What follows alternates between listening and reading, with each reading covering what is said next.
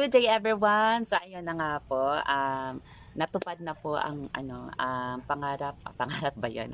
Ang gusto ng mga subscribers ng mga social climbers, iba't ibang social climbers na makapag-vlog na ako ng sariling vlog ko kasi nakikita lang talaga ako sa mga vlog ng mga ng mga iba't ibang social climbers family.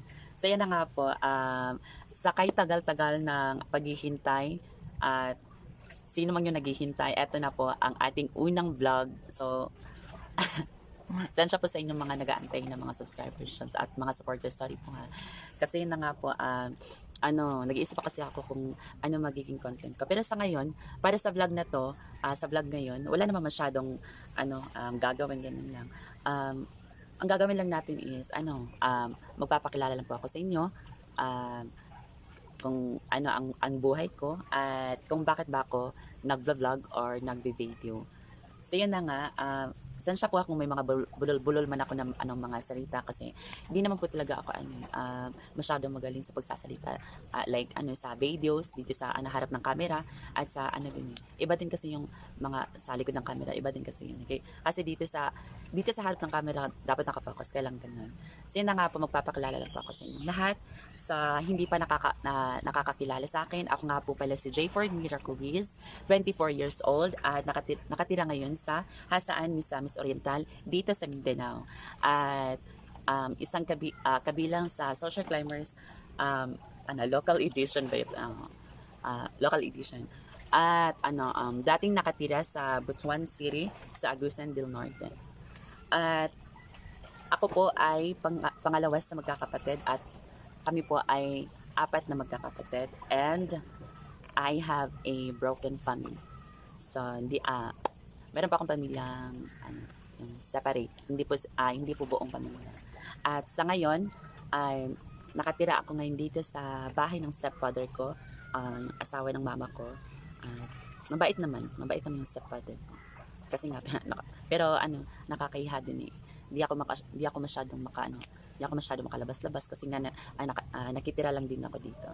At ngayon, kung nakikita nyo yan, ayan. Andito tayo malapit sa dagat. Yan. At maraming mga bangka dyan sa likod. Di lang masyadong makita. So, yan. At napakatahimik talaga. At ang maganda niyan, walang maingay dito sa paligid. Para hindi naman tayo ma-distract dito sa ating pag-videos. Yan. Yun nga, eto pag-usapan lang din natin tong kung bakit ba nagka-separate yung family ko. Kasi guys, nung grade 2 pa lang ako, si Papa kasi ay nakulong siya.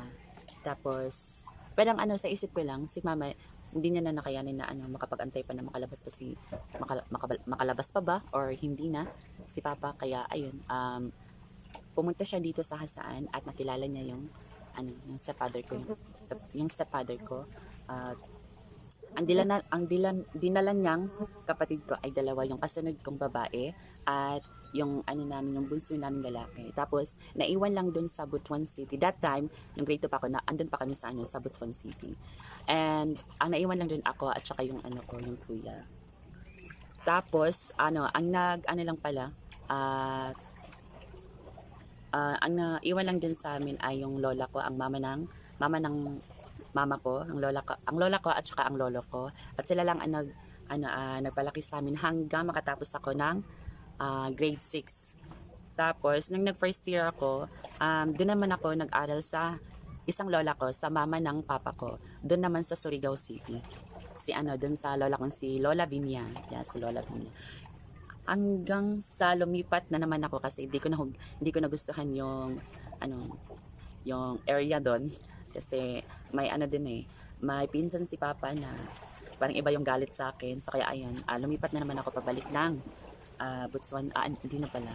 Oo nga, bumalik ako ng Butuan pero hindi pa din nakapag-aral. Tapos hanggang sa nakapag-desisyon yung lola ko, yung mama ng mama ko, na isama ako dito sa Hasaan, sa kapatid ng mama ko, kasi andito din ang kapatid ng mama ko, yung dinarhan ko dati dito sa Hasaan. So ayun na nga, pagpunta namin dito, kasi sabi ng lola ko, makiki-birthday lang daw kami ng sa pinsan ko. At tapos nabigla na lang ako kinabukasan. Iniwan ako ng wala nang lola ko wala na ang lola ko, tapos ako na lang yung naiwan. Yun pala, nag-usap pala yung lola ko tapos yung auntie ko na dito na daw ako pag-aralin. So yun na nga, dito ako nakapag-aral ng second year at saka third year. Tapos dumating yung time na hindi kami magkaintindihan ng auntie ko kasi iba ko eh. Pero wala naman akong ginawa sa kanya. Parang iba din kasi yung ugali ng auntie ko. So yun na nga, lumipat na naman ako ulit sa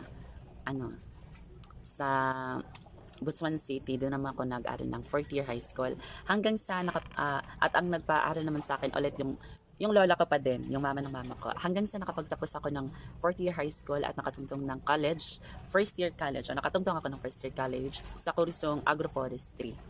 Ayun na, nakapag-college ako. Pero, dahil sa hindi na kaya ng lola ko, hanggang sa,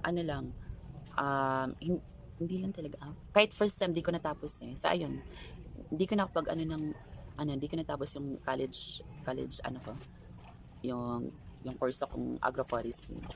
So, yun na nga, nag-stop na ako doon. Pero that time na nag-college ako, nakalabas na si Papa ng kulungan. I think mga 10 taon si Papa na nakulong. 10 taon ako kami nag-antay.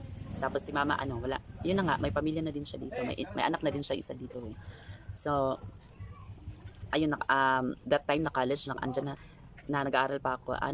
Nakasupport pa si Papa sa akin ng saglit. Nakapagbigay pa siya ng baon sa akin ng ganyan, pang pamasahe ko papunta paaralan ganyan. Pero nakahanap na din siya ng kanyang pamilya. At sa ngayon, meron na din siyang anak na isa. At andun sila sa Manila. Sa Manila sila nakatira. Kasi yung na pangasawa niya is taga Butuan din yung babae at nagtatrabaho sa Manila. So kaya ayun, doon sila nakatira lahat. Hanggang sa nakabuo sila ng isa. Yun nga, parehas na sila mama at papa, may may anak-anak na sila isa, ganyan. Hanggang sana, yun na nga, hindi ko natapos yung pagka-college ko, at bumalik na naman ako ulit dito sa auntie ko. Kala ko nga din, hindi na ako natatanggapin kasi nga, yung pass, ganyan. Hanggang sa, sa pagbalik ko dito sa Hasan sa auntie ko, nakapagtrabaho ako sa isang factory. Naging factory worker ako ng, dried mangoes. At kalapit, kalapit, munisipyo ba yun? Di din siya matawag na barangay. Kasi dito sa amin is Hasaan. Tapos yung kabila is ang Villanueva. So doon nakalocate yung kung saan ako nagtatrabaho sa dried mangoes. At nagtatrabaho ako ng nagtatrabaho ako doon hanggang umabot ako ng 2 years. Grabe pagtatrabaho para sa nakapagbigay din ako sa mama ko, ganyan. Hanggang sa nung time na umuwi sila Mama Brenda, yun na nga, doon nag-start. Pag uwi nila Mama Brenda, imbis na naplano na ako pabalik ng pagtrabaho. So ayun na nga, kasi eto si Mama Brenda kasi nakasama ko na yan dati. Hindi pa siya wala pa siya sa show, wala pang Q&A, wala pang ganyan. Nakasama pa namin siya dito sa sa sayaw-sayawan dito sa amin, yung mga foundation dito sa sa Hasaan, sa lugar namin sa Hasaan, yung grupong GAFOHA, ang Gays Foundation of Hasaan. Yes po. Kasi may palagi na every fiesta may ginaganap na pa-contest sa mga LGBT members. Yes. At nakasama namin si Mama Brenda yan. Kasi kasama yung barangay nila at barangay namin ay iisa sa isang cluster. So kaya kami nagsama ni Mama Brenda. So yun na nga, imbes na babalik na ako ng trabaho at yun ang pag-uwi ni Mama Brenda. Ayun, so pagpunta ko sa kanila, doon ako nakapag-stay ng imbes na lang ako, pumunta lang, imbes na gusto ko lang siya makita ulit, tapos hanggang sa pag-uwi ko, punta namin sa kanila ulit, ganyan. Hanggang sa naging doon talaga nakastay ako sa kanila ng isang buwan, mahigit buwan, as in, mga 3 buwan ba yun? Andun ako sa kanila. At yun na nga, nakikita ko sa mga vlogs niya, sa mga vlogs ng mga social climbers. At yun na nga, mga sinasabi na, J4, mag-vlog ka na din, ganyan. So, hanggang sa dumating yung time na may mga pa-contest na ganyan. At nakasali ako sa recycle at saka sa recycle at sa tatawag nito, sa Miss Sagayla, at nakatanggap ng malaking pa-premyo, ganyan. At yun, ano, ganyan, pambili ng ganyan. Eto, cellphone, nakabili na. Thank you so much, Mama Brenda. And thank you so much sa lahat ng mga social claimers na at nakikita ko sa mga vlogs. Thank you so much talaga. And thank you so much po sa inyo. So, yan na nga po kasi para mahaba na din itong pag-uusap natin. Hanggang dito na lang po tayo. So, thank you so much. Sana supportahan niyo po ang ko. At sa mga subscriber ng mga social claimers, thank you so much po sa inyo. At eto at natupad na po ang gusto niyo na makapag-vlog na po ako.